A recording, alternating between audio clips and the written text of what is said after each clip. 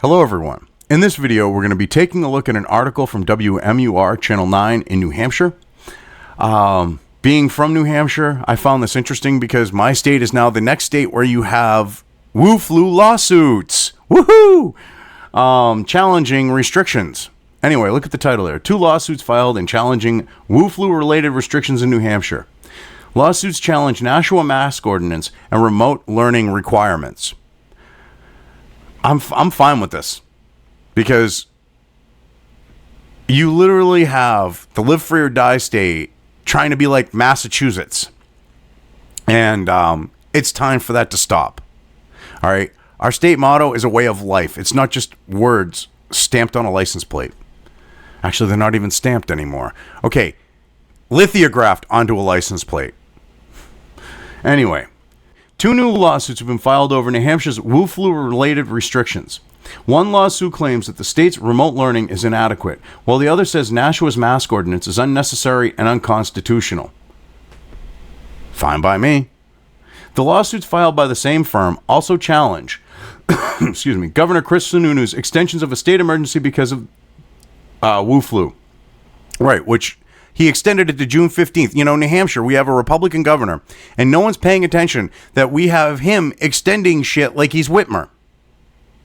I mean, don't get me wrong. We have some businesses open and you can do dining, but he's extending shit and he's extending shit.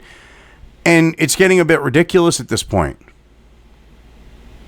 The latest of 3 lawsuits Fojo Law has filed over Wu-flu related restrictions demand an end to Nashua's ordinance requiring face masks. It was filed on behalf of a Nashua resident. The lawsuit claims the ordinance is unnecessary, violates privacy rights spelled out in the state's constitution, and didn't go through the proper public channels.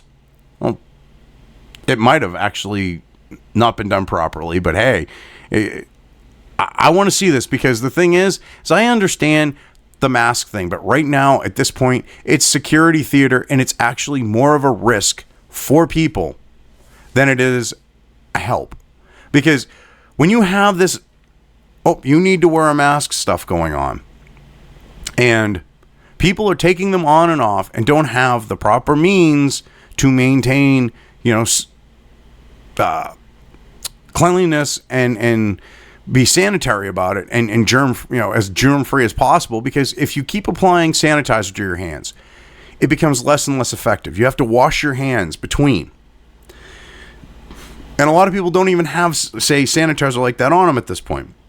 They carry the masks, they put them on, they're touching the mask, they're touching their faces, they're putting them in their pockets where their hands have been in, and they're contaminating them. So right at this point now, we're not talking about safety. It's security theater. It's to give this false sense of security. When people are more likely to infect themselves with their use at this point. And I hate to be honest about that, but that's the truth. I mean, don't get me wrong. If it wasn't a consideration, I'd be like, okay, well, maybe people should be wearing masks, but make it their choice. And also, look at the means of trying to maintain proper hygiene and being as germ-free as possible and putting it on so you don't infect yourself. But we can't do that. We're not in a perfect world. The city exceeded its authority in passing that ordinance, said Robert Fojo, the plaintiff's attorney. In an email, Stephen Bolton, an attorney for the city, wrote, "I am not aware of any lawsuit filed against the city of Nashua regarding the face covering ordinance. It seems the attorney involved had greater interest in publicity than orderly process." Wow. So this idiot isn't up on his job. I'm sure they got served, okay? And he tries to put it on the other lawyer. That is so funny. That is such a scumbag move, but he's an attorney, so shouldn't expect anything less. Another lawsuit challenges remote learning. It was filed on behalf of a Salem father whose daughter is a high school sophomore. She's asking me questions with tears in her eyes. Will she ever hug her friends again? Will she ever go to a concert again? Will I ever have school like you had school, Dad? Said the plaintiff, Sean Devine. There aren't any questions that my daughter should... These aren't questions that my daughter should be asking me. They should go back to school, traditionally in the fall, with sports, with labs, with buses.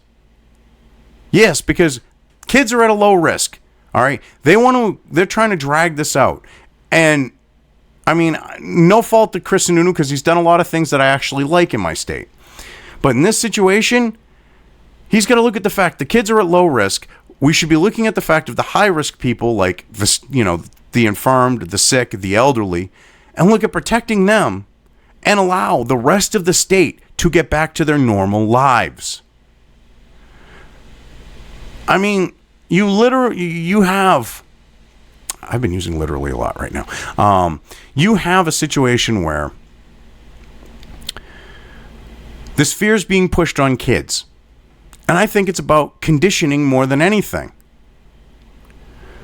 They want to condition the adults. They want to condition the kids. And right now, these kids are impressionable. So if they can put the fear of God in them, because I know a guy, he's 18 years old, good kid.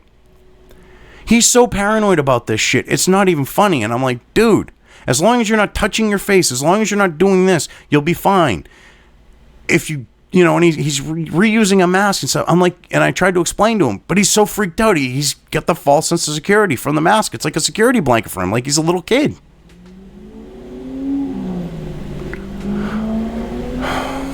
At a press briefing Friday, Sununu had no comment on the specific lawsuits.